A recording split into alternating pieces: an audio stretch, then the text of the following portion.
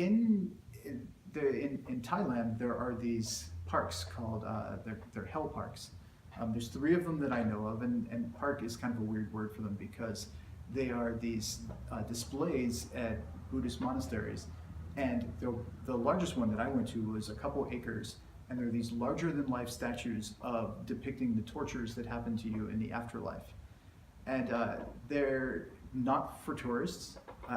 It was actually really difficult to find somebody who would take me out to one.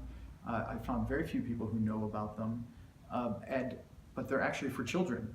And I was at one of them drawing, and these are horrific and gory scenes, and kind of X-rated scenes too. And a busload of school kids would show up, and there'd be like 12 kids walking through, looking at all these horrific displays, sort of giggling, and then they file back on the bus and leave.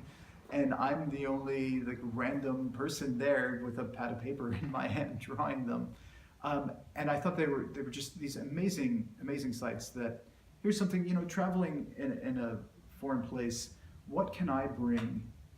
What can I take away from that place that is novel, that is new, that isn't just the photographs that everybody who travels to these places are posting on Instagram?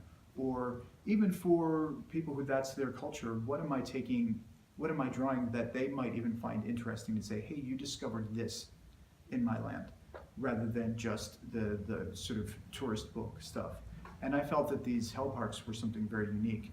And so it fits in for Emmett's timeline, a really pivotal point in the story where he's sort of at his lowest, and he gets taken to one of these hell parks in the middle of a hot day where it's sweltering sun, and he's basically lost in this sort of dream hell land. And I think it's interesting to show the reader some of those drawings, because subject-wise it sort of jumps off the page for you, and it's not some deep